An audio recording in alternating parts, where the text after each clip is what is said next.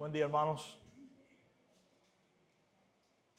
Continuamos hoy en nuestra serie en el libro de los Hechos. Estamos ya en la recta final, como ustedes pudieron escuchar. El capítulo 21 en adelante, lo que Lucas nos está narrando, básicamente es la última parte del relato del libro de los Hechos. Ha cambiado un poquito la situación. Ahora la tribuna de Pablo ya no son las grandes ciudades, las metrópolis, ya no son las calles ni los caminos de toda el área de Asia o otras regiones por donde él pudo andar. Tampoco es o son los viajes misioneros acompañados de colaboradores.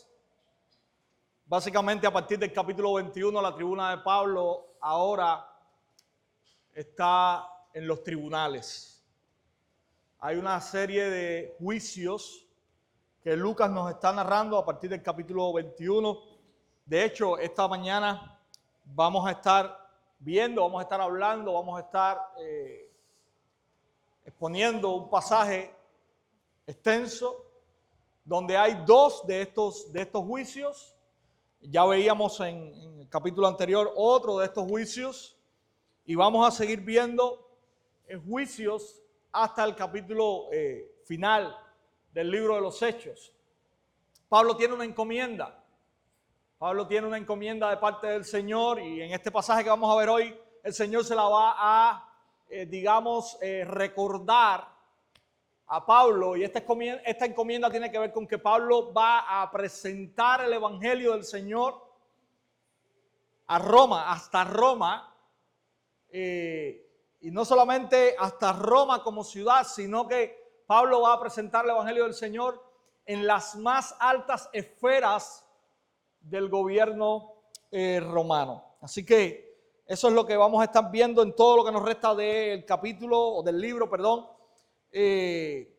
¿Dónde estamos hasta ahora? ¿Dónde estamos hasta ahora? Bueno, el apóstol Pablo hasta este momento está en Jerusalén, aunque en el pasaje de hoy ya va a abandonar Jerusalén, pero hasta este momento está en Jerusalén. Él ha sido arrestado, él está rodeado de enemigos que lo quieren matar literalmente.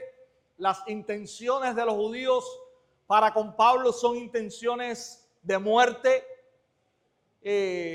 Esa es la realidad que envuelve la vida del apóstol Pablo en este momento que estamos narrando. Hay una conspiración severa contra él y esta conspiración en el capítulo 2 veremos que se va a intensificar y veremos con cuánta maldad están tramando contra la vida de Pablo. Él está en manos también de romanos, de guardias romanos. Dios ha usado a estos guardias de una manera tremenda para guardar la vida de Pablo.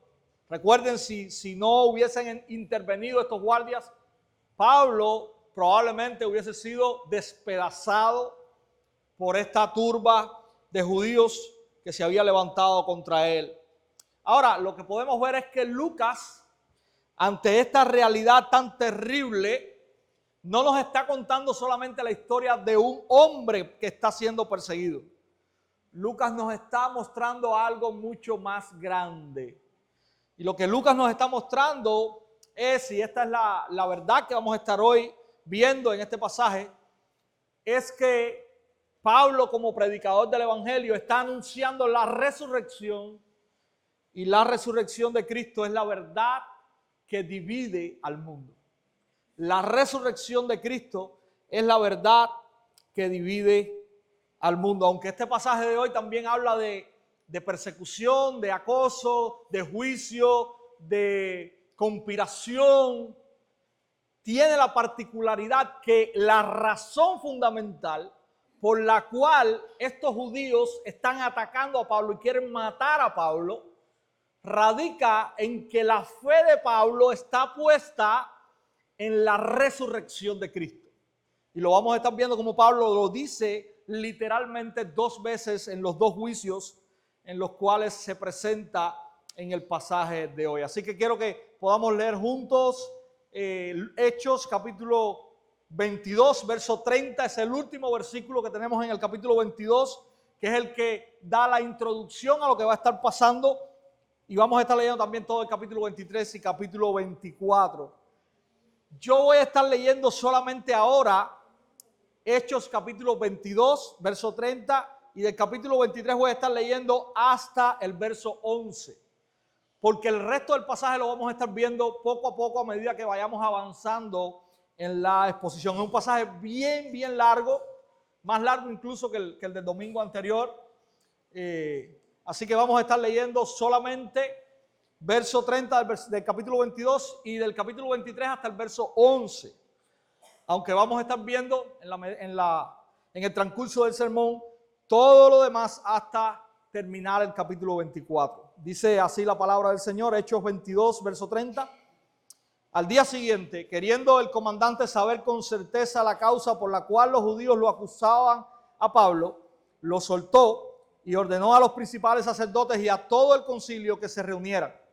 Después llevó a Pablo y lo puso ante ellos. Entonces Pablo, mirando fijamente al concilio, dijo: hermanos, hasta este día yo he vivido delante de Dios con una conciencia perfectamente limpia. Y el sumo sacerdote Ananías ordenó a los que estaban junto a él que lo golpearan en la boca. Entonces Pablo le dijo: Dios lo golpeará a usted, pared blanqueada. ¿Se sienta usted para juzgarme conforme a la ley y viola la ley ordenando que me golpee? Los que estaban allí observando dijeron: ¿al sumo sacerdote de Dios injurias? Y Pablo dijo: no sabía, hermanos, que él era el sumo sacerdote, porque escrito está: no hablarás mal de una de las autoridades de tu pueblo. Entonces Pablo, dándose cuenta de que una parte eran saduceos y otra fariseos, alzó la voz en el concilio: hermanos, yo soy fariseo, hijo de fariseos. Se me juzga a causa de la esperanza de la resurrección de los muertos. Cuando dijo esto, se produjo un altercado entre los fariseos y los saduceos, y la asamblea se dividió. Porque los saduceos dicen que no hay resurrección, ni ángel, ni espíritu, pero los fariseos creen todo esto.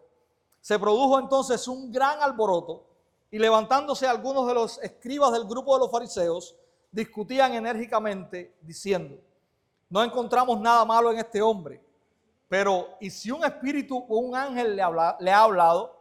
Al surgir un gran altercado, el comandante tuvo temor de que Pablo fuera despedazado por ellos y ordenó que las tropas descendieran, lo sacaran de entre ellos a la fuerza y lo llevaran al cuartel.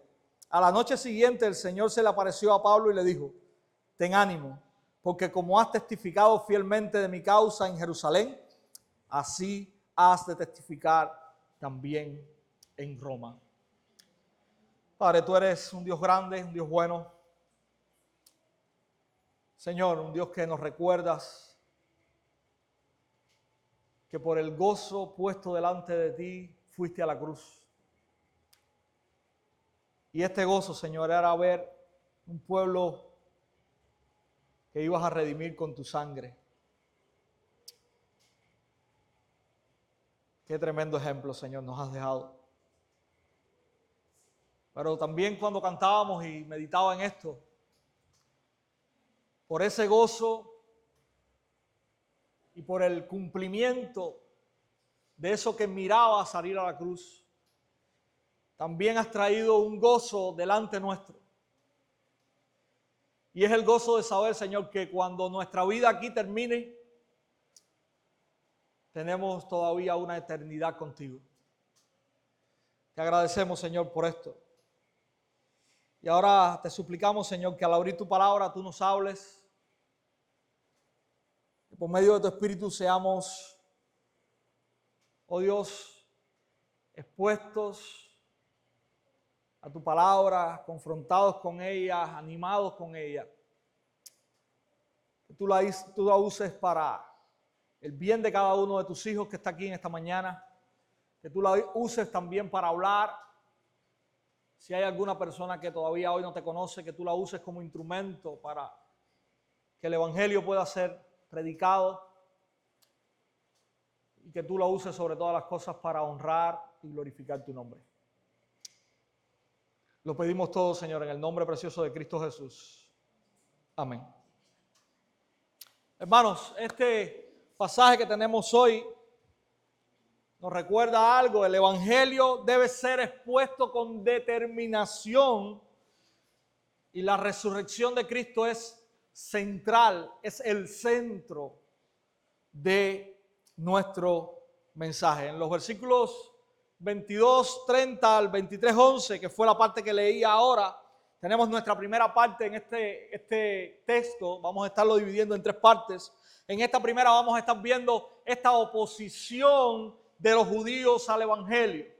Comienza esta parte diciéndonos que este comandante que había tomado a Pablo preso, estaba deseoso de escuchar más acerca de cuál es la razón por la cual se había levantado todo este alboroto, y trae a Pablo, entrega a Pablo ante el concilio.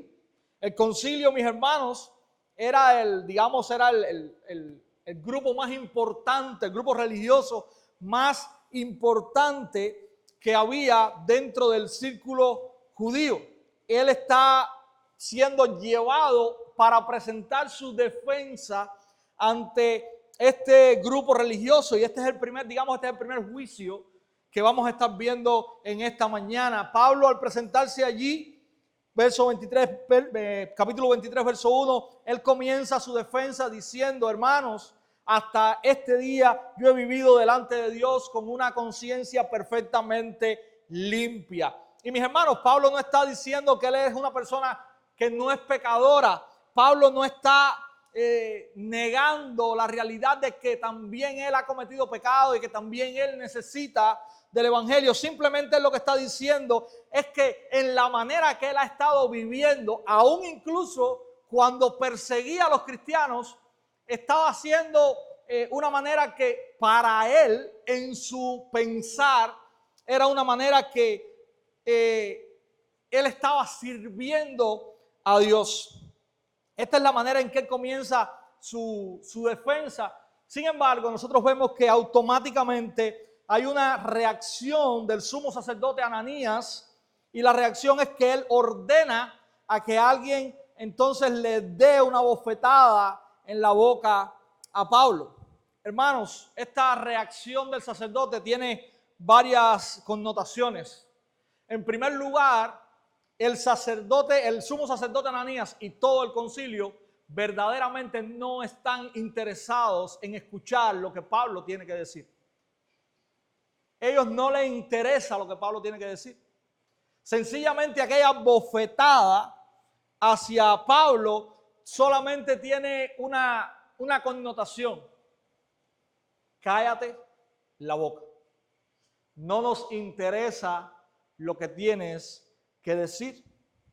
Básicamente, aquellas personas, sin escuchar la defensa de Pablo, ya lo han condenado. En segundo lugar, es interesante también la respuesta de Pablo. Pablo está de alguna manera acusando al sumo sacerdote, y está también trayendo una frase profética, y es interesante. Pablo le dice al sumo sacerdote: Dios lo golpeará a usted, pared blanqueada. Hermanos, pared blanqueada, quizás usted recuerda esa frase, ¿verdad? No literalmente pared blanqueada, pero Jesús usa una frase parecida para llamar también a los fariseos. Él los llama sepulcros blanqueados. Y esta frase, para nosotros entender lo que está sucediendo aquí, nosotros tenemos que remitirnos a Ezequiel capítulo 13. ¿Qué está sucediendo en Ezequiel capítulo 13? En Ezequiel capítulo 13 hay unos profetas falsos que están diciéndole al pueblo que todo está bien, que no hay problema ninguno, que Dios no está bravo con ellos. Sin embargo, Dios llama al profeta Ezequiel para profetizar contra esos profetas falsos. Y una de las cosas y una de las imágenes que Dios trae para Ezequiel para presentar a estos profetas es que Dios dice que ellos levantan una pared como quiera y que para tapar las imperfecciones de esa pared, ¿qué hacen? Usan cal y la pintan con cal. Eso es lo que significa una pared blanqueada. Una pared blanqueada significa defectos que están tratando de ser tapados con cal. Y básicamente lo que Pablo le está diciendo al sumo sacerdote Ananías es que la justicia que él aparenta tener es una justicia falsa. Pablo le está diciendo falso e hipócrita a este hombre. Y eso mismo era lo que Jesús le estaba diciendo a los fariseos.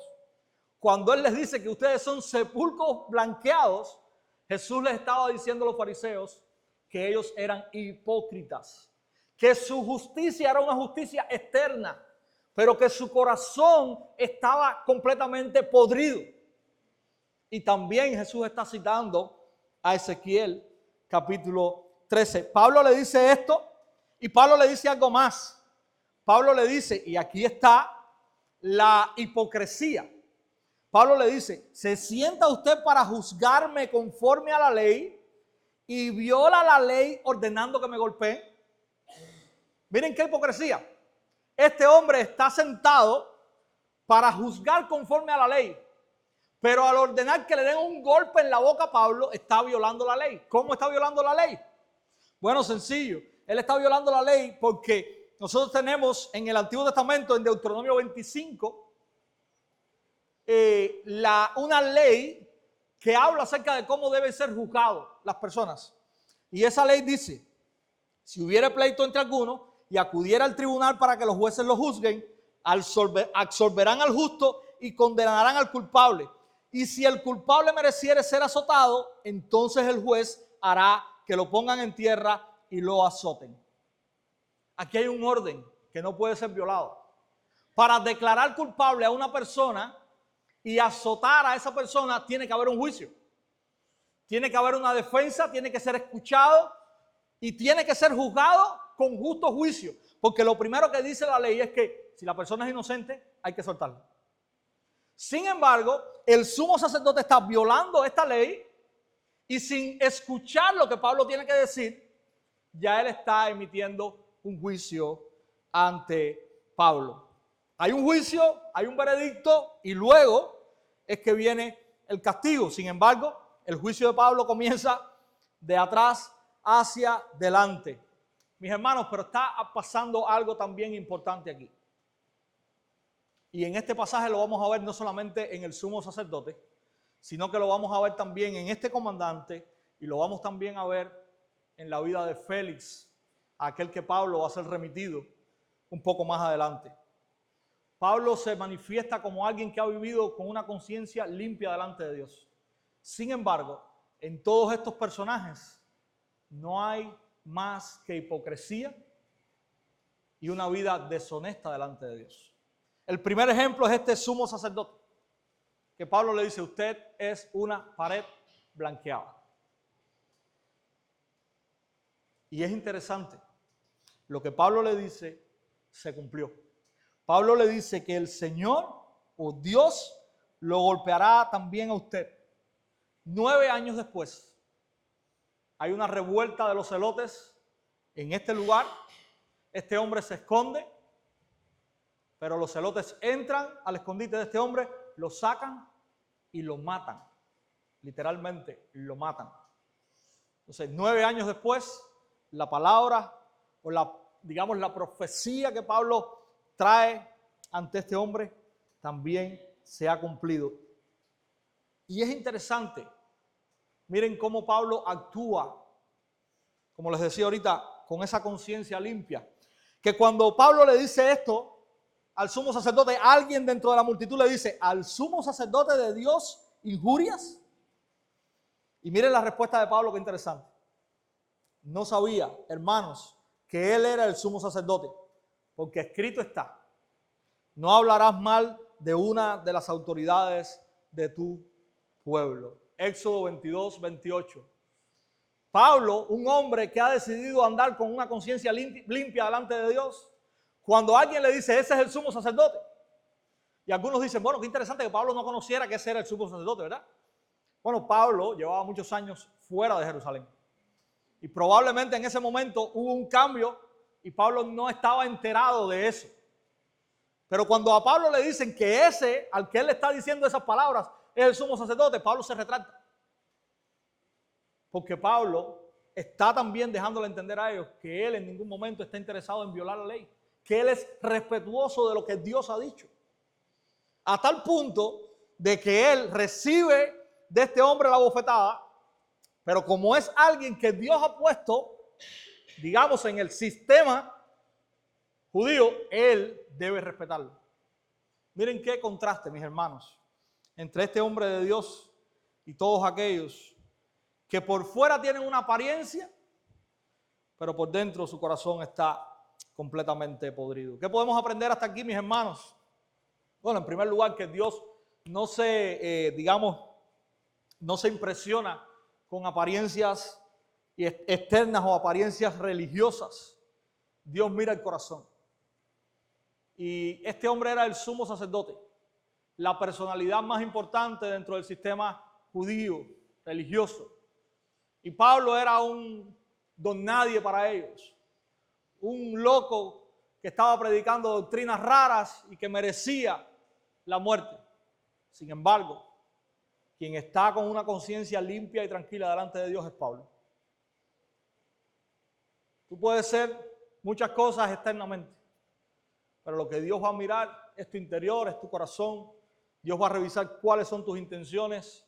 Dios va a probar cuáles son tus propósitos. Y eso podemos verlo en este pasaje. Por ende, mis hermanos, el cristianismo no se trata de una religión externa, no se trata de una religión de lo que yo hago, de cómo obro externamente. Eso es importante, pero es importante cuando nuestro corazón verdaderamente ha sido transformado, cuando hay un cambio producido por el Evangelio, producido por Cristo. Y los fariseos y los líderes religiosos no tenían esto. Su confianza estaba en la apariencia externa, en lo que ellos podían mostrar hacia afuera, en lo que ellos aparentaban, en esa piedad superficial e hipócrita que tenían. Pero eso no es lo que es el cristianismo. El cristianismo no tiene nada que ver con eso. El cristianismo tiene que ver con un corazón transformado por Cristo, por el Evangelio. Y con un corazón que obra producto de ese cambio. Con un corazón que no busca mostrar esa justicia falsa, sino con un corazón que obra para mostrar las bondades y las virtudes de Cristo. Y que no busca que sea mirado a la persona, sino que sea mirado a Cristo, pues sobre todas las cosas. En tercer lugar, podemos aprender también que la integridad delante de Dios es más importante que la aprobación de los hombres. Pablo, como decimos en cubano, Pablo era uno contra el mundo. Todos los que estaban a su alrededor estaban en contra de él, pero Dios estaba con él. Dios estaba con él. Y cuando Dios está contigo y cuando Dios respalda lo que tú haces y cuando tú eres íntegro delante de Dios, no importa que el mundo entero se levante en contra tuya. Nuestra intención, nuestro deseo tiene que estar en poder ser íntegros para con Dios, no en poder agradar a la gente. Y Pablo está enseñándonos esto. Él dice que su conciencia está perfectamente limpia, no para con los hombres. Él dice que su conciencia está perfectamente limpia para con Dios. Y eso es más importante. Los hombres no, los hombres lo están acusando, los hombres quieren matarlo, los hombres están locos por darle golpes.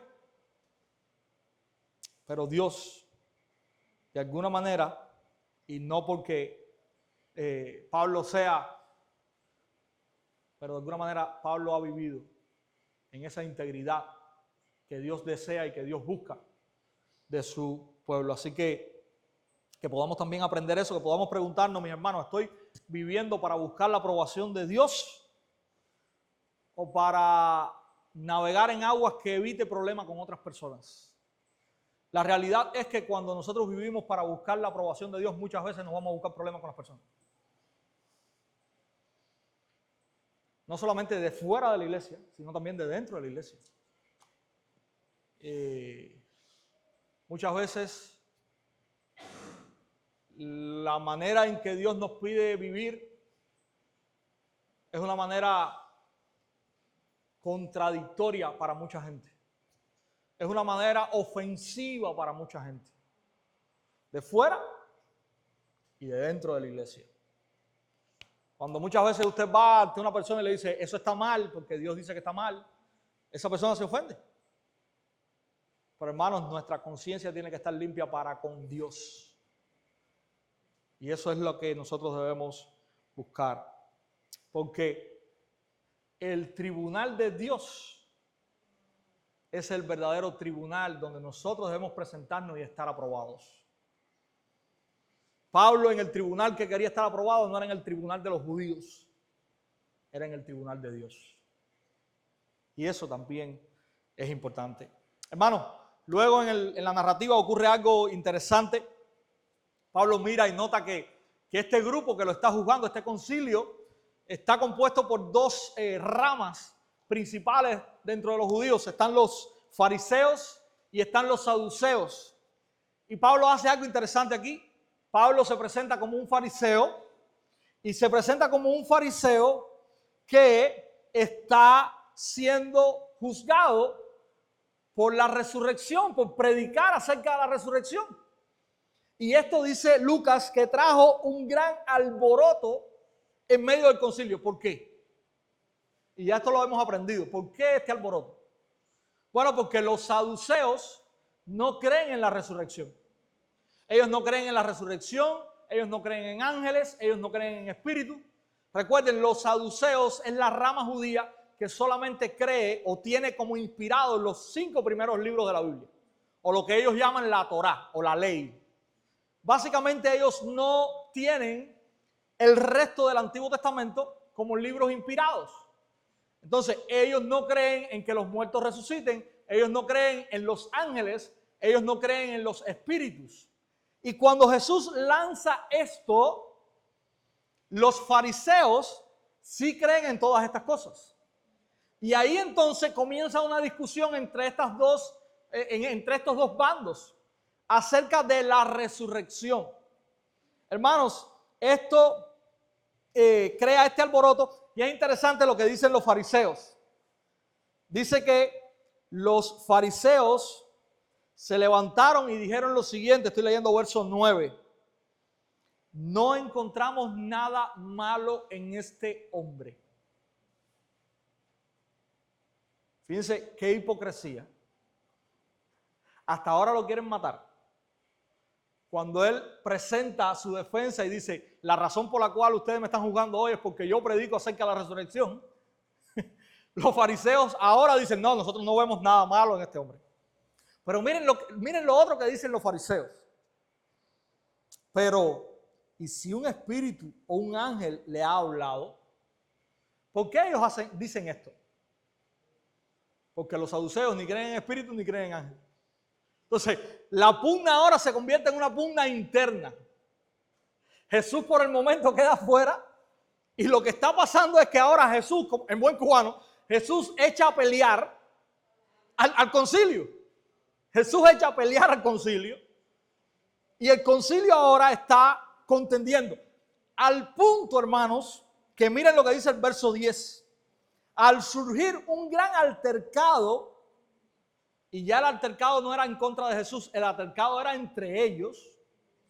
Dice, tuvo temor de que Pablo fuera despedazado por ellos. Y la palabra que usa ahí está fuerte. Que Pablo fuera roto por ellos. Imagínense usted, que cayera en el medio de la pugna y los ripiaran. Y dice que ordenó a las tropas que las tropas descendieran y lo sacaran de entre ellos a la fuerza y lo llevaran al cuartel. El juicio duró poco. Pablo solamente dijo, yo estoy aquí porque ustedes me juzgan en cuanto a la resurrección de los muertos. Se formó el altercado, sacan a Pablo, lo llevan al cuartel, y el verso 11 es un verso importantísimo en este pasaje. Dice que a la noche siguiente el Señor se le apareció a Pablo y le dijo: ten ánimo. Y no es la primera vez que el Señor hace esto en la vida de Pablo. ¿Recuerdan? Creo que fue en el capítulo 20, donde también el Señor se le presentó para animar a Pablo. Y decíamos que Pablo es un hombre, ser humano de carne y hueso, sufre, padece, como cualquiera de nosotros. Porque a veces tenemos la figura de que Pablo, el gran apóstol, el hombre, el superestrella, el superhombre. Pablo era un hombre de carne y hueso como cada uno de nosotros. Pablo había sufrido en su carne no solamente todas estas conspiraciones de los judíos, sino que ha sufrido también en medio de las iglesias que él ha plantado. Él ha sufrido el no entenderle, él ha sufrido el desprecio, y hablábamos acerca de eso. Veíamos cómo tuvo que escribirle a la iglesia en los Corintios, cómo tuvo que escribirle a la iglesia de los Gálatas. Y en esta ocasión nuevamente el Señor se le aparece para animar a Pablo. Él le dice: ten ánimo, porque hay una encomienda, Pablo, para ti.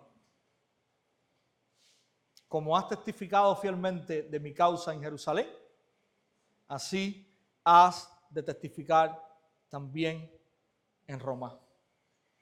La palabra que usa Lucas ahí es necesario.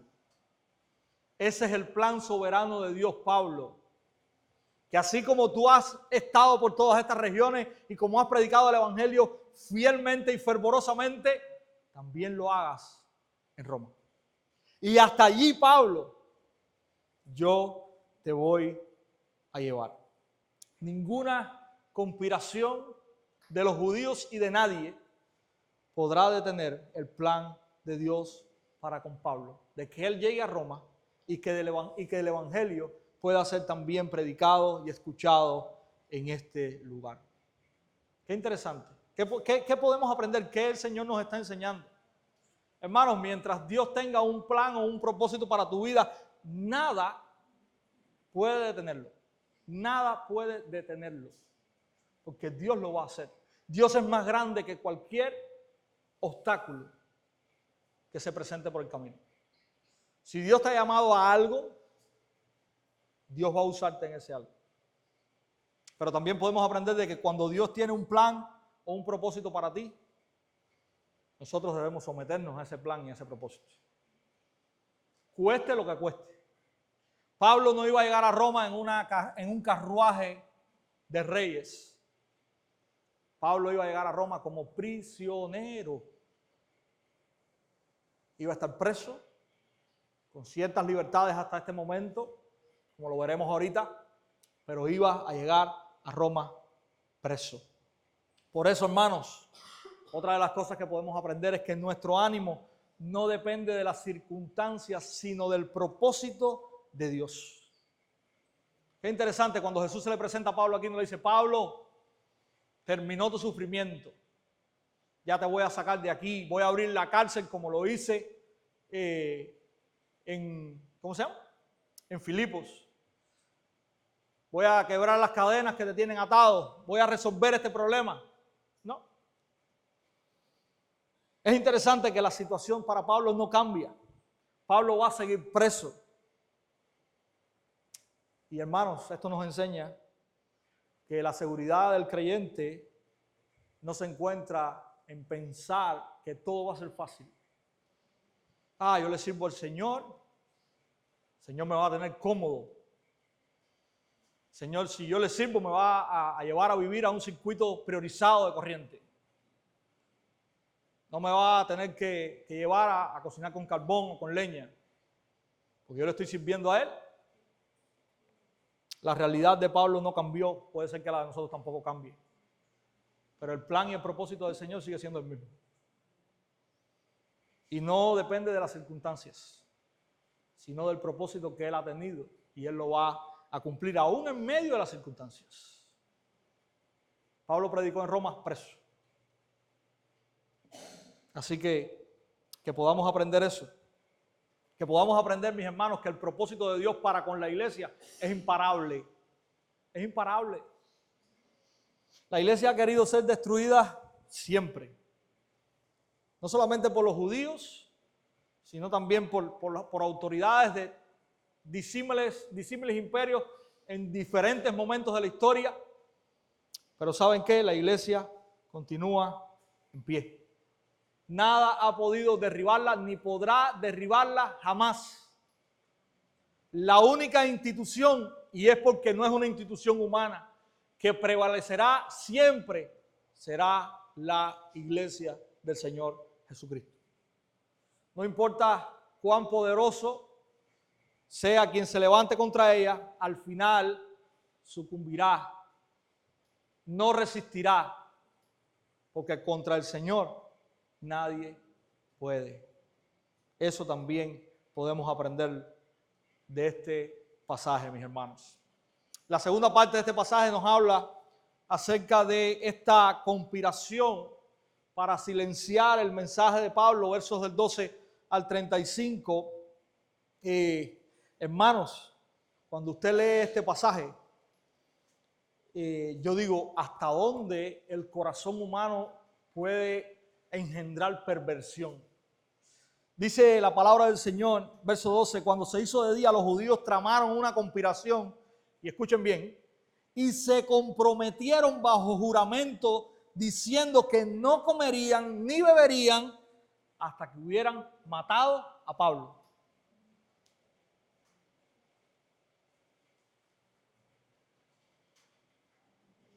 ¿Qué clase de determinación tenía esta gente?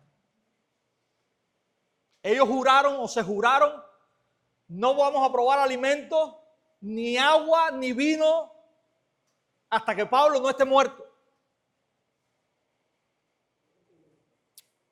Déjenme decirle que deben haberse muerto ellos de inanición, porque no pudieron llevar adelante estas palabras. Pero ¿saben qué me hizo pensar cuando estaba leyendo esta frase? Me hizo recordar al Pablo anterior. Me hizo recordar que así mismo era Pablo. ¿Recuerdan?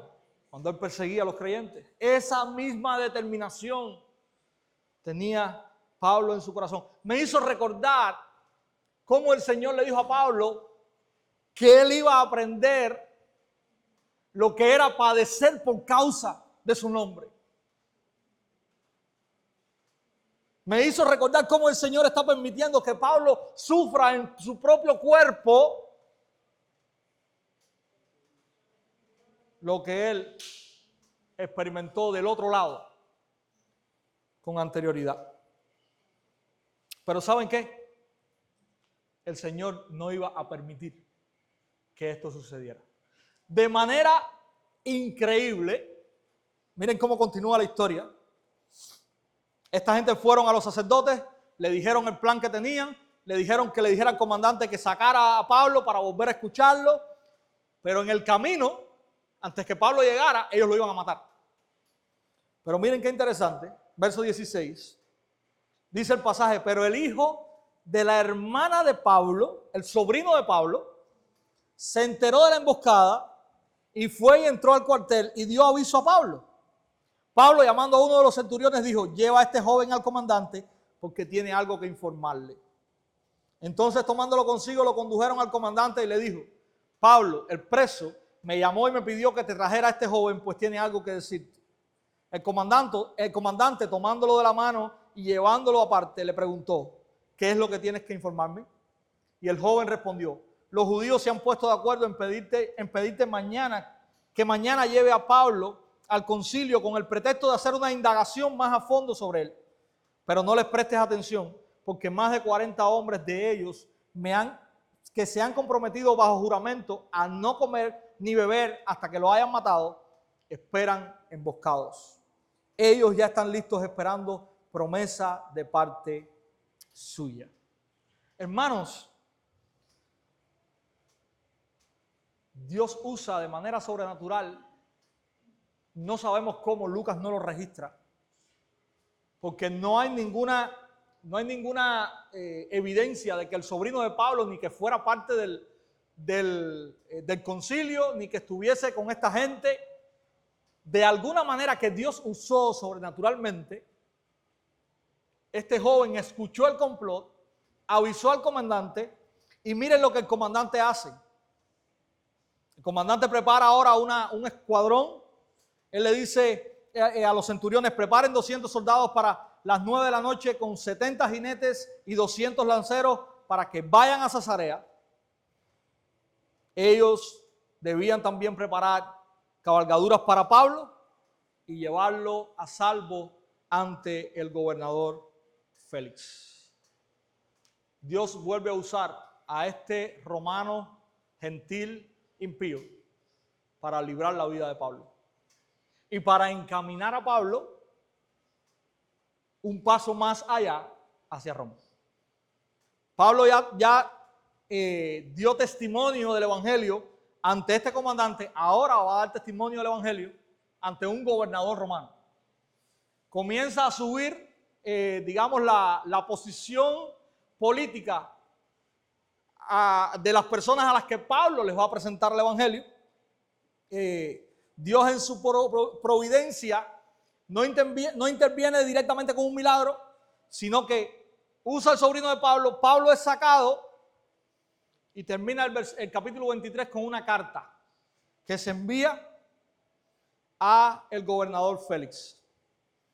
Cuando usted lee la carta, usted va a darse cuenta de que este comandante llamado Claudio Lisias también es un hipócrita. Miren la carta, verso 26. Claudio Lisias al excelentísimo gobernador Félix, salud. Cuando este hombre fue arrestado por los judíos y estaba a punto de ser muerto por ellos, al saber que era romano, fui con las tropas y lo rescaté. Qué buena gente, ¿verdad?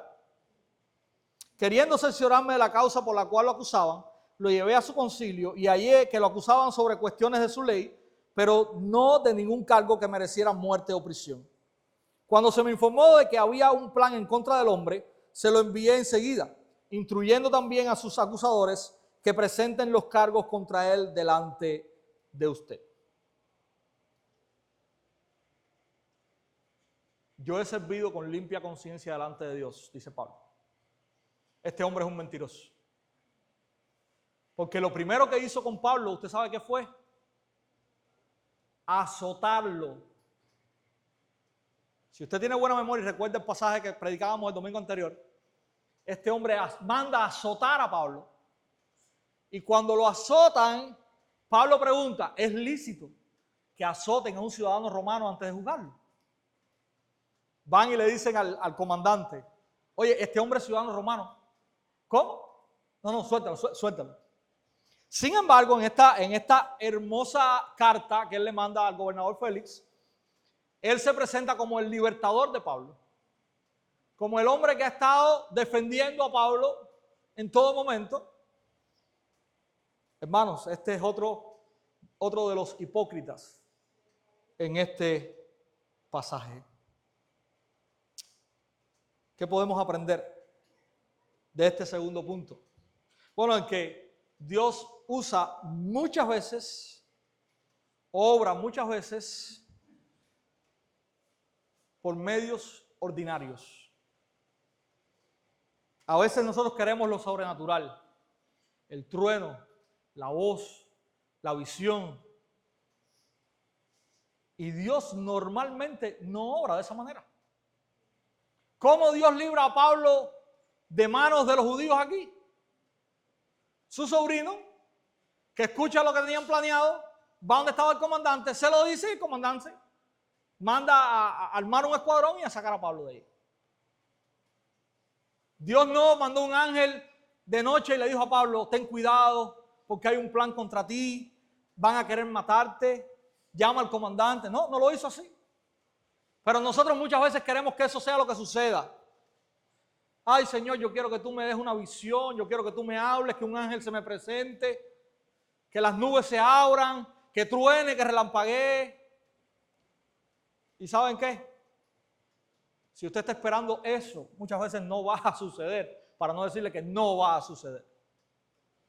Pero Dios sí está obrando en este mundo activamente por medio de medios ordinarios. La familia, alguien con una posición como el comandante, un batallón que fuese defendiendo a Pablo. Esa es la manera en que muchas veces Dios obra. Y esa es la manera en que nosotros como creyentes tenemos que aprender a ver el obrar de Dios en el mundo.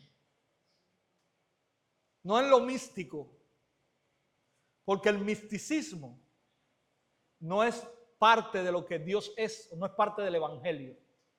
Es parte muchas veces de las religiones que han tratado de alguna manera de copiar a Dios. Pero la obra de Dios no es mística. Dios usa los medios que Él ha creado, que pueden verse muchas veces para obrar en medio de su iglesia. ¿Cómo Dios trae el evangelio a las personas? Bueno, Dios hubiese podido usar ángeles, una revelación de noche, un sueño. Sin embargo, Dios nos ha usado a mí y a ti, personas comunes de carne y hueso, con problemas y dificultades, para abrir nuestra boca y con nuestras palabras entendibles poder predicarles a otros del inconmensurable, del inexplicable, del grandiosísimo amor de Dios.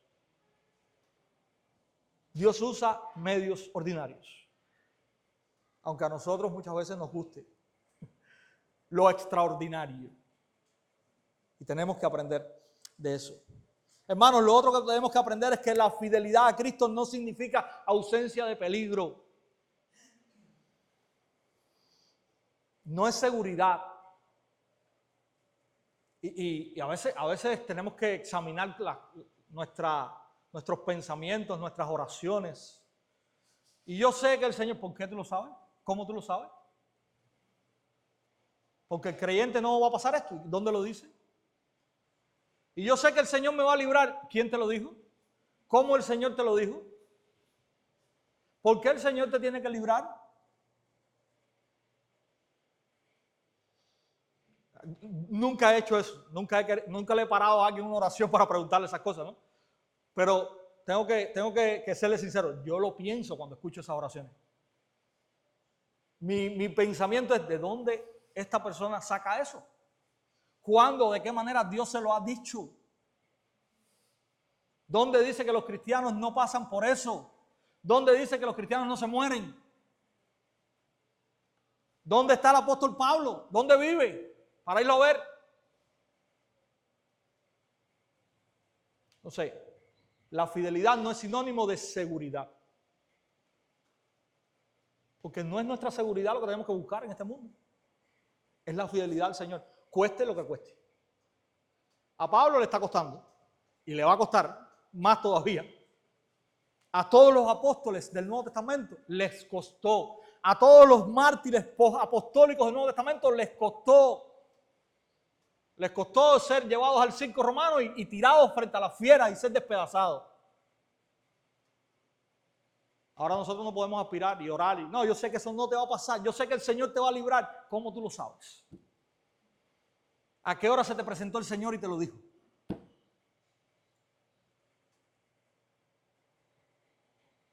El sufrimiento, lo querramos aceptar o no, es parte de lo que la vida cristiana es. Y ese va a venir. Y ese vamos a pasarlo y ha venido y lo hemos pasado. Y aun cuando oramos, yo sé que el Señor no me va a permitir. El Señor lo permite. Porque nosotros tengamos esa idea en la mente, no quiere decir que el Señor va a orar de esa manera. Quiere decir que el Señor nos va a enseñar otra cosa. Tenemos que aprender otra cosa.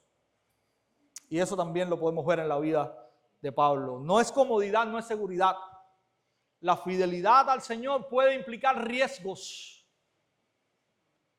Hoy, no Pablo, hoy hay cristianos que por tener una Biblia, por hablar de la Biblia, van y son muertos.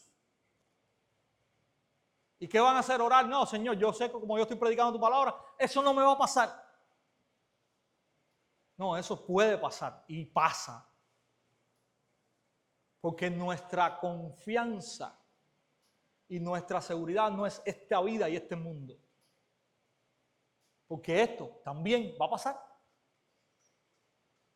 Y donde nosotros debemos estar arraigados, y nuestro corazón debe estar arraigado, no es aquí y ahora. Es con el Señor. Pero mientras estamos aquí ahora, tenemos que hacer su voluntad, cumplir su propósito y sufrir lo que nos toque. A unos les toca más, a otros les toca menos. Nosotros que vivimos en Cuba, que siempre hemos sido o nos hemos hecho las víctimas de lo más grande que hay en el mundo, nos sucede a nosotros. Los apagones, lo más grande que hay en el mundo. Bueno, vaya para la ventana 1040 y predique el evangelio ahí para que usted vea que usted va a querer a pedir a voces los apagones. Porque allí le cortan la cabeza, literalmente, por predicar a Cristo. Entonces, hermanos, tenemos que aprender también acerca de eso. En tercer lugar, hermanos, este pasaje nos enseña que el evangelio no solamente confrontó a los judíos, sino también que confronta a todas las personas. Llega Pablo, se presenta ante Félix. Hay un segundo juicio en este pasaje. Llegan los judíos, traen a un fiscal con ellos, alguien llamado Tértulo. Estoy en el capítulo 24. Ellos comienzan a hablar acerca de Pablo de una manera donde están elogiando a Félix, están tratando de exaltar a Félix para que Félix se ponga de su parte. Y ellos dicen que Pablo lo acusan de 3 cosas. Dicen primero que es una plaga que provoca disensiones entre todos los judíos por el mundo entero, que es líder de una secta, esa secta de los nazarenos. Recuerden el nombre, Jesús de Nazaret, es la secta de los nazarenos, y que trató de profanar el templo. Esta es la acusación incierta, mentirosa, que están haciendo estos judíos ante Félix. Pero Pablo comienza a defenderse, verso 10 en adelante. Ahí el gobernador hizo una señal para que ellos se callaran, Pablo hablara. Y Pablo comienza a defenderse. Pablo está destruyendo en su defensa todas las acusaciones que estos judíos están trayendo contra él. Pablo está diciendo que el cristianismo no es una religión nueva, que sencillamente la fe que él está predicando y que él defiende y por la cual está siendo acusado es el cumplimiento de las palabras de Dios y de las promesas de Dios. Eso es lo que él está diciendo. Y Pablo vuelve a presentar el punto principal por el cual está siendo acusado. Pablo vuelve a decir que por la razón por la cual él está allí es por la resurrección. Él dice allí, literalmente verso 15, teniendo la misma esperanza en Dios, que estos también habría, de que ciertamente habrá una resurrección tanto de los justos como de los impíos. Por esto yo también me esfuerzo por conservar siempre, y vuelve Pablo a repetir, por conservar siempre una conciencia irreprensible delante de Dios y delante de los hombres. Pablo está dando allí sus razones, su defensa. Él dice que él vino a Jerusalén no a contender con nadie, que él vino a Jerusalén sencillamente a traer limosnas, dice Pablo. Sabemos y recordamos, lo habíamos hablado anteriormente, que Pablo sube a Jerusalén también con una ofrenda que había recogido para los hermanos de Jerusalén que estaban pasando necesidad. Esa es la razón por la cual Pablo sube. Él dice, yo no subí a Jerusalén para contender con nadie. De hecho, yo no fui al templo para profanar el templo, ni para crear un altercado en el templo. Sencillamente, mi predicación, verso 21, tiene que ver con la resurrección de los muertos. Y Pablo dice, por la resurrección de los muertos, soy juzgado hoy ante ustedes. Pero miren qué interesante. Dice, entonces Félix, que conocía con bastante exactitud acerca del camino. ¿Y cómo este hombre conocía acerca del camino? Ahorita se los voy a decir, porque el pasaje no lo dice. Ahorita se los voy a decir. Dejó el fallo para después, diciendo, cuando venga el comandante Lisias, decidiré el caso de ustedes. Y dio órdenes al centurión de que tuviera a Pablo bajo custodia, pero con alguna medida de libertad y que no impidiera a ninguno de sus amigos que lo sirvieran. Pero pocos días más tarde llegó Félix con Drusila, su mujer, y este punto es importante, que era judía, y mandó traer a Pablo y lo oyó hablar acerca de la fe en Cristo Jesús. Al disertar Pablo sobre la justicia, el dominio propio y el juicio venidero, Félix, atemorizado, dijo, vete por ahora, pero cuando tenga tiempo te mandaré a llamar. Al mismo tiempo, tenía esperanza de que Pablo le diera dinero. Por eso acostumbraba a llamarlo con frecuencia y conversar con él. Y hasta ahí lo voy a dejar y vamos a cerrar ahorita. Qué interesante. En primer lugar dice que este hombre conocía el camino, la fe que Pablo estaba predicando. Recuerden que le llamaban hasta ahora el camino. ¿Cómo lo conocía? Bueno, lo conocía porque la esposa, Drusila, era judía. Lo dice aquí, versículo 24. Y hay una historia en cómo esta mujer, esta muchacha, una joven de 19 años, llegó a ser esposa de Félix. Esta muchacha a sus 19 años estaba casada ya con otro romano y Félix usó su poder y su influencia para que esta muchacha dejara a su esposo y se casara con él. Esta muchacha era judía y estaba enterada de todas estas cosas y probablemente era la que le estaba informando o le había informado a Félix acerca de lo que estaba sucediendo. Ahora, lo más importante aquí es la actitud de Félix. Dice que Félix vuelve a llamar a Pablo. Y Pablo, qué interesante, dice Lucas que le habla de tres cosas. Qué interesante. Dominio propio, justicia, ¿y qué más? Y juicio venidero. Cuando usted enlaza la historia de Félix con su esposa y la manera en que él llegó a tomar a su esposa y ve las tres cosas que Lucas dice que Pablo les está predicando, dominio propio, justicia y juicio venidero. Pablo está predicándole al corazón de Félix.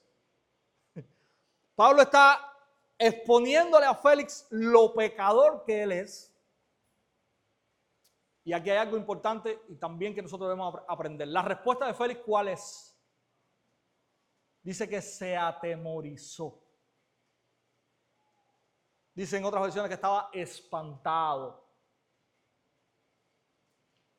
Y hermanos, quiero que te detengas a pensar esto, porque muchas veces cuando predicamos el evangelio y nosotros vemos que una persona reacciona de esta manera, nosotros podemos pensar que esta persona está reaccionando al evangelio, digamos, positivamente.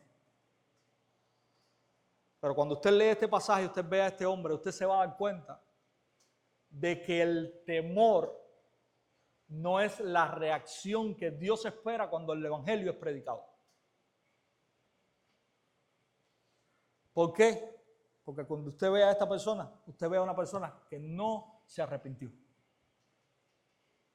Llegó a temer porque de alguna manera, por medio de la predicación de Pablo, él entendió que lo que había para él, ¿qué cosa era? El juicio venidero. El juicio venidero. ¿Pero qué hizo con eso? Nada. No hizo absolutamente nada. A tal punto de que cuando llamaba a Pablo, y es interesante que Lucas lo diga, no estaba buscando saber más de cómo él podía librarse de ese juicio, sino que ¿qué era lo que estaba buscando? Que Pablo lo sobornara. Oye, te voy a dar tanto para que me suavices esto aquí o me dejes salir de aquí. Eso era lo que buscaba. Esa era la reacción del corazón de este hombre. No era arrepentimiento. Hermanos, que las personas entiendan su condición no quiere decir que las personas crean. La respuesta al Evangelio, la Biblia lo dice claro, que es arrepentimiento y fe. Y arrepentimiento es cambiar. Usted va por este camino y usted hace así y coge este camino. 180 grados. Y es fe. Es la fe en la persona y en la obra de Cristo. Es la fe en lo que Cristo hizo. Y es el reconocimiento de que Cristo es verdaderamente el Hijo de Dios y el único que nos puede salvar. Nada de eso había en este hombre. Nada de eso. Lo que este hombre entendió era que era una gente que no tenía justicia, que no tenía dominio propio y que lo que le esperaba era el juicio de Dios.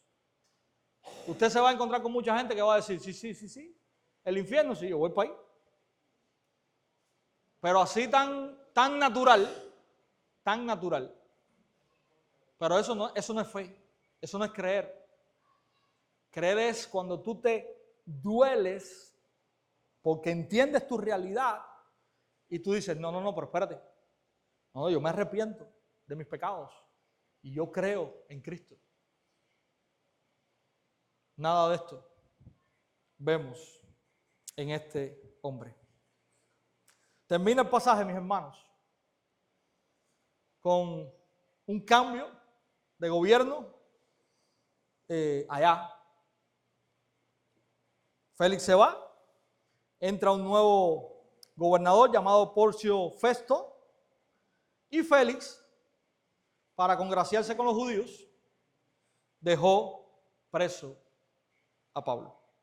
Pablo estuvo 2 años preso en Cesarea en este momento y así termina nuestro pasaje de hoy. ¿Qué podemos aprender de esta última parte?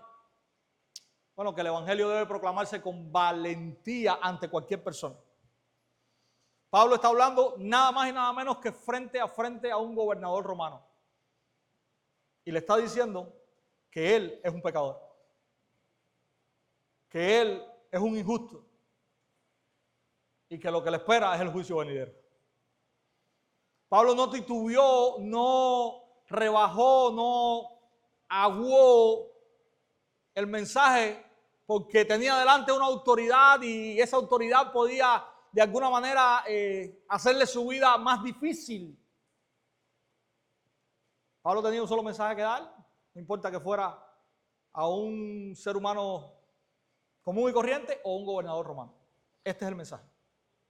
Porque la realidad del corazón del gobernador romano es la misma realidad que la de cualquier persona. Y Pablo comprendía eso. Pablo tenía un solo mensaje que entregar y lo entregó con valentía frente al gobernador romano. Y esa es la realidad que nosotros tenemos que entender. Tenemos un solo mensaje, un solo evangelio, que es para el vecino al lado de su casa y para Díaz Canel. El mismo. Y ese es el mensaje del evangelio que estamos llamados a predicar.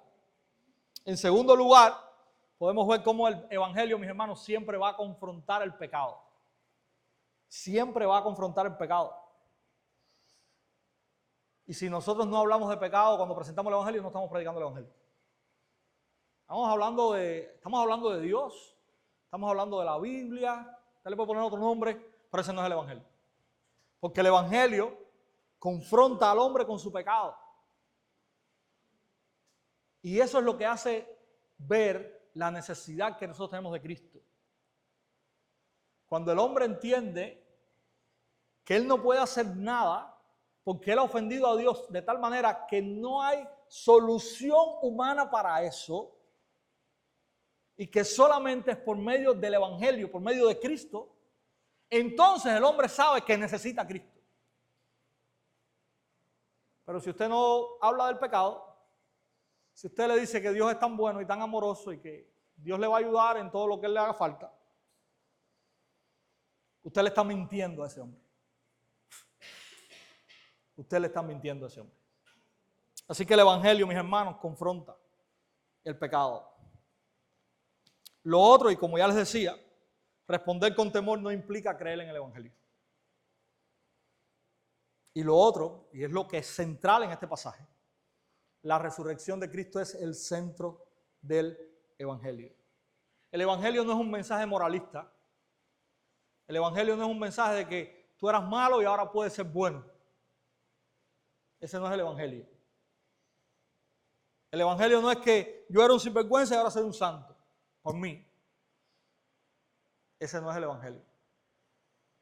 El evangelio es que en la resurrección de Cristo, nosotros estamos proclamando un rey vivo que opera en nuestra vida por medio de su espíritu y que esa operación es la que nos lleva a nosotros a vivir para Él, a agradarle a Él, a servirle a Él.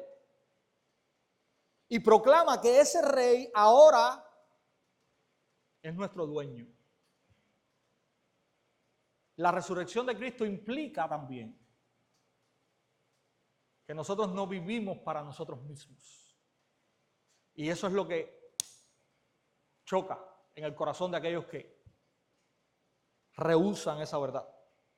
Ahora nosotros vivimos para nuestro rey, aquel que está vivo, aquel que resucitó, aquel que está sentado a la derecha de Dios, aquel que vendrá a juzgar a vivos y a muertos. Ese es nuestro rey. Y ese es el centro del mensaje del evangelio. Pablo lo dice en 1 Corintios 15. Que Cristo murió conforme a las Escrituras y que Cristo resucitó conforme a las Escrituras. Eso es lo que nosotros debemos predicar y creer. Y eso es lo que, si usted está aquí esta mañana y no ha conocido al Señor, eso es lo que usted necesita creer. Usted necesita primero entender que usted ha pecado, ha ofendido a Dios. Y que usted no puede hacer nada para solucionar eso. Nada. Cada vez que trata de hacerlo, es peor. Porque está confiando en su propia justicia, en sus propias buenas obras, que no tiene, ni que yo tengo, ni que ninguno de los que estamos aquí tiene. Y donde tenemos que apuntar y a donde tenemos que poner nuestra mira es en la justicia perfecta de Cristo. Es en la obra perfecta de Cristo. Y confiar en eso, poner nuestra fe en eso, arrepintiéndonos de nuestros pecados. Concluyo, mis hermanos. Estos dos capítulos, 23 y 24, nos dejan varias lecciones que podemos aprender. En primer lugar, vemos una vez más cómo el evangelio produce oposición. Jesús mismo les dijo a sus discípulos que en este mundo iban a ser perseguidos. En segundo lugar, vemos cómo Dios gobierna, incluso cuando las conspiraciones humanas se levantan para destruir al mensajero, al mensaje, a su iglesia. Dios gobierna, mis hermanos. Nada ocurre fuera de su control. En tercer lugar, vemos cómo el evangelio confronta no solamente a los comunes, sino también a los poderosos. También los poderosos necesitan escuchar que son pecadores y que necesitan arrepentirse y creer. Porque ningún título, ninguna posición es válida para estar en paz con Dios. Solamente Cristo Jesús. Y finalmente, vemos algo glorioso. Dios cumple su propósito soberano aún en medio de la oposición humana. Los enemigos de Pablo pensaban que podían detenerlo, que podían matarlo, pero realmente lo que estaban haciendo era empujando a Pablo hacia Roma. Dios estaba usando toda esta revuelta y toda esta algarabía y toda esta oposición para llevar a Pablo hasta Roma. Y lo mismo sigue siendo verdad hoy. Los reinos de este mundo pasan, los gobernantes cambian, las conspiraciones humanas fracasan, pero el evangelio de Cristo sigue avanzando porque el Señor resucitado gobierna sobre toda la historia. Les recuerdo la verdad de esta mañana. La resurrección de Cristo es la verdad que divide al mundo. Que nosotros podamos gloriarnos en el Señor. Que nosotros podamos dar gracias al Señor porque Él ha resucitado, porque Él es nuestro Señor, porque Él gobierna nuestras vidas. Y que aun cuando muchos se levanten rechazando esto y tratando de matar este mensaje y a sus mensajeros, nosotros podamos continuar predicándolo con valor y con integridad, como Pablo nos enseña en esta porción. Que el Señor nos ayude.